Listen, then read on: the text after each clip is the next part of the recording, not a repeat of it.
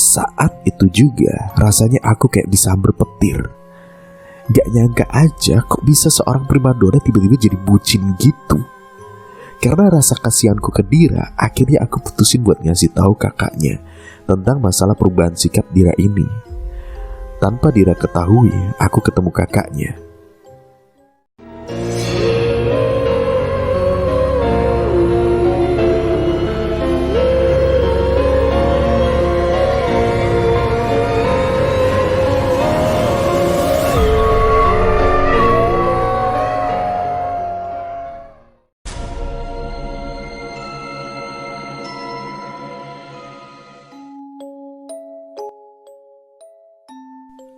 Panggil saja Mbak Diah. Ketika Dira di rumah, aku segera bertamu untuk bertemu Mbak Diah. Waktu itu hari sudah sore dan hujan rintik. Kamu nyari Dira? Diranya gak ada tuh, keluar, gak pamit juga, kata Kak Diah. Enggak kok Mbak, justru kesini aku mau nyari Mbak. Ada hal penting yang mau aku bicarakan sama Mbak. Loh. Kok tumben banget? Emang penting banget toh? Soal apa? Aku mengangguk dan aku menjawab, soal Dira Mbak. Hah?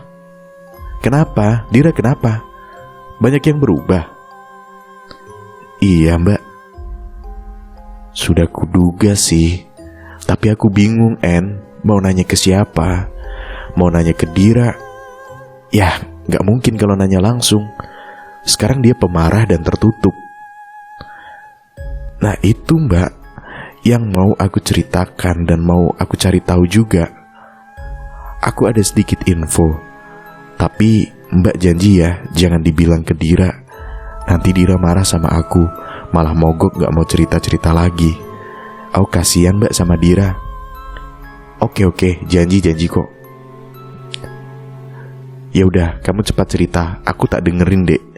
Nanti kita cari solusi bareng-bareng. Mbak tahu nggak soal Putra? Ini dia pusat masalahnya. Semenjak kenal Putra, Dira berubah drastis. Bahkan dari curhatannya Dira, cerita intinya si Putra ini sering minta dibayarin, entah bensin atau makan di warung. Bahkan berani minta dibelikan baju atau apa yang dia mau. Yang bikin gak habis pikir, Dira bilang bakal ngelakuin apapun untuk bertahan. Aduh Mbak, kalau aku jadi Dira, aku udah gak kuat, kabur aja gitu. Astaga, adikku sampai gitu ya. Padahal dulu gak gitu kalau pacaran. Oke, besok Mbak akan cari tahu soal Putra, asal-usul keluarganya. Tugas kamu, nyari tahu di mana sekolahnya Putra, oke? Siap, Mbak. Demi keselamatan Dira, aku siap melakukan apapun. Lalu, keesokannya, aku melakukan tugas dari Mbak Diah dengan sempurna, dan kami akan bertemu lagi 3 hari kemudian. Sore itu, sejauh apa Dira curhat ke kamu? Kata Mbak Diah. Kata Dira dia sering main ke rumah Putra. Di sana Dira sering disuruh makan sama minum. Bahkan kalau pulang suka dibawain makanan atau lauk. Makanya dia sering banget bawa pulang lauk. Ternyata dari rumah si Putra ya? Iya Mbak. Aku mengiyakan sambil mengangguk. Aduh, gawat ini kayaknya. Kok gawat? Kenapa emangnya Mbak? Bisa jadi Lock itu yang bikin Dira berubah. Loh, kok bisa? Aduh, kamu ini gimana sih? Besok udah aku jelaskan. Mbak mau ke rumah orang pintar dulu, nanyain kenapa adikku bisa jadi se-error ini. Aku hanya bengong dan semakin bingung melihat Mbak Diah kalang kabut sendiri, merasa khawatir dan penasaran. Aku memilih menunggu informasi dari Mbak Diah. Beberapa hari lamanya Mbak Diah tidak ada kabar. Sambil menunggu aku mendekati Dira lagi supaya Dira mau terbuka lagi padaku. Namun sia-sia. Sekarang Dira benar-benar tertutup.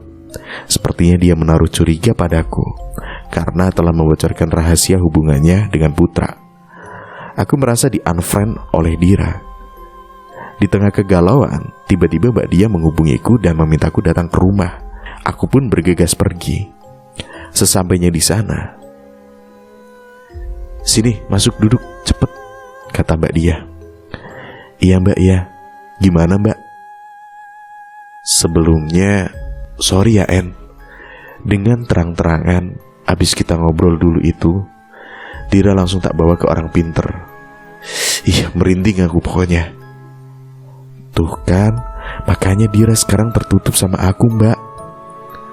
Wes, ora popo. Yang penting, sekarang faktanya sudah ketahuan kalau Putra itu curang. Maksudnya gimana Mbak? Curang gimana? Dira itu udah kena guna-guna dek, lewat makanan sama minuman yang Dira makan dan bawa pulang dari sana. Setelah Mbak selidiki, si Putra ini kakeknya seorang dukun. Bukan suuzon ya dek, tapi perubahan Dira itu gak lazim. Beneran Mbak? Serem banget sih. Iya bener. Orang pinternya bilang Dira tuh udah kemenyan sama kembang. Sekarang gini deh, kalau Dira bisa dicegah untuk kesana lagi, mungkin bisa berkurang pengaruh guna-guna itu. Oke, aku usahain ya Mbak.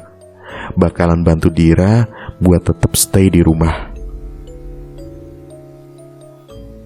Makasih ya dek.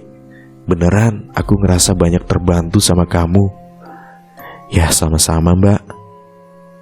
Sejak itu aku mulai mengatur strategi untuk menjaga Dira supaya gak lagi ketemu sama Putra. Karena Putra tidak pernah mau datang ke rumah Dira.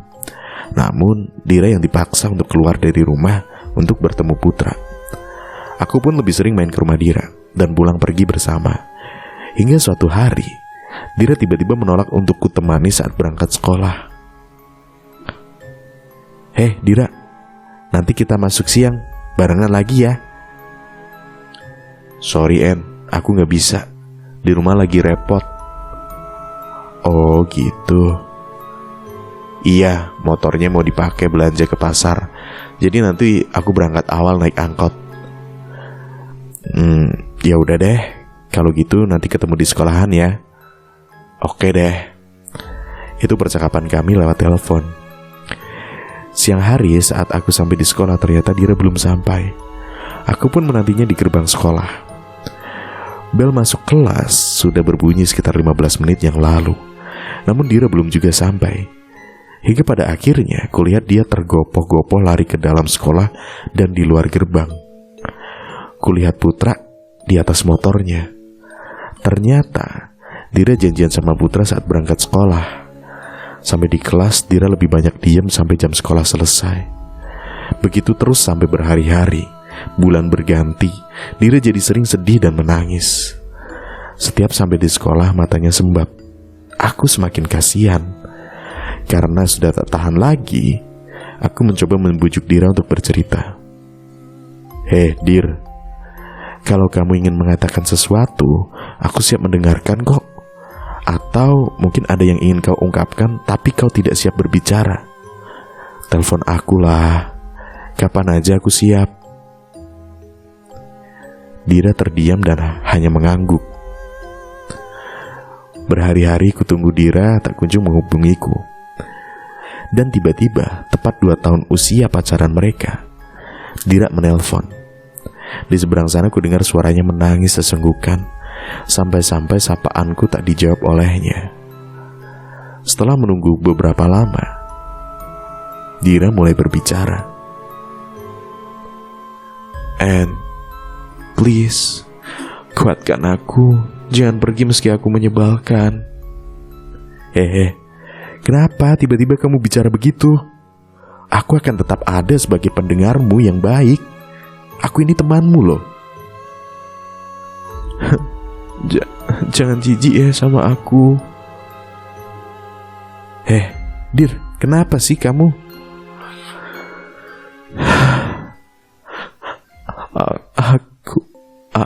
Aku kotor, En. kembali dia menangis sejadi-jadinya. Aku ikut nangis karena tahu apa yang Dira maksud. Dira, kamu di mana? Ayo aku temenin. Aku di rumah, Ann. Please, peluk aku. Oke, aku kesana sekarang ya. Lalu aku bergegas ke rumah Dira. Sesampainya di sana, dan kutemui Dira di kamarnya. Dia meringkuk di atas kasur. Kudekati dia.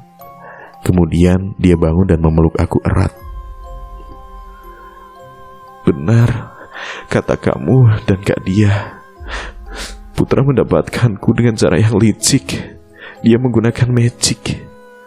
Dia ngambil semua milikku, uangku, waktuku, pikiranku, tenagaku, dan kesucianku. Please, Ann, aku udah gak tahan. Akhir-akhir ini dia sering mukul aku, mendorong, menampar, dan ngancam mau ninggalin aku. Aku takut. Aku bertahan karena aku merasa sudah gak layak untuk siapapun. Dir, cepat minta maaflah sama Tuhan. Bertobatlah, segera perbaiki semuanya, dan tinggalkan dia.